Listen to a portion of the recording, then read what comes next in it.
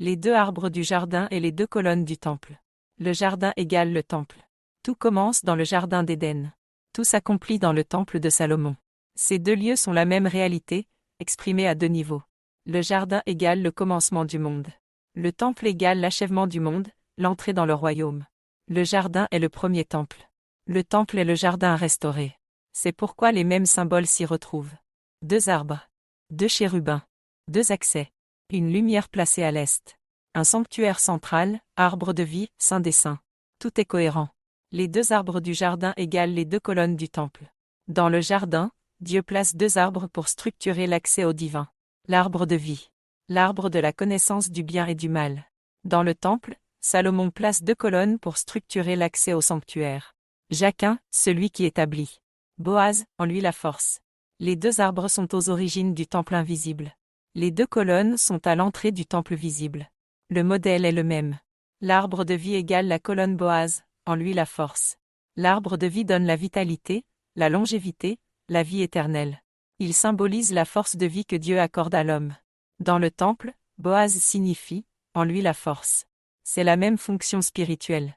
Vie, force, stabilité, puissance, continuité de l'être. C'est Boaz qui représente le soleil, source de vie physique et spirituelle. L'arbre de vie égale Boaz égale soleil. L'arbre de la connaissance égale la colonne Jachin, il établit. L'arbre de la connaissance ouvre les yeux, donne l'intelligence. Mais son fruit ne peut être reçu qu'au temps fixé. Il représente l'établissement de la conscience, c'est-à-dire la capacité de discerner. Le nom Jachin signifie « il établit » ou encore « il renferme », il donne la structure. La connaissance est ce qui établit l'homme dans la lumière. Jachin égale arbre de la connaissance. C'est pourquoi Jachin correspond à Neptune, l'astre qui doit s'allumer pour établir le royaume. Dans le jardin comme dans le temple, ces deux éléments sont placés à l'entrée du royaume. Dans le jardin, l'arbre de vie est au centre. L'arbre de la connaissance est accessible mais gardé. Une épée flamboyante garde le chemin. Dans le temple, Boaz est à gauche.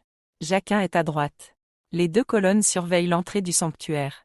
Les deux arbres marquent l'entrée du royaume originel. Les deux colonnes marquent l'entrée du royaume final. C'est le même seuil. La même porte. Le même passage. Les deux arbres sont gardés par deux chérubins, les deux colonnes sont les deux chérubins de l'arche. Dans le jardin, Dieu mit des chérubins et une épée flamboyante pour garder le chemin de l'arbre de vie. Genèse 3h24. Dans le temple, deux chérubins d'or couvrent l'arche. Deux colonnes se tiennent devant. Les deux chérubins sont les deux colonnes en langage céleste. Les deux colonnes sont les deux chérubins en langage terrestre. C'est la même structure. Deux gardiens devant la lumière divine. Les deux arbres sont les deux témoins, les deux colonnes sont aussi les deux témoins. Dans l'Apocalypse, ce sont les deux oliviers et les deux chandeliers qui se tiennent devant le Seigneur de la terre. Les deux oliviers renvoient directement aux arbres du jardin, aux colonnes du temple.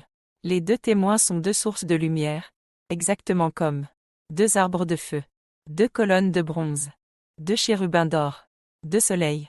Le symbole ne change jamais. Les deux arbres sont les deux lumières de la Genèse, les deux colonnes sont les deux soleils du temple cosmique.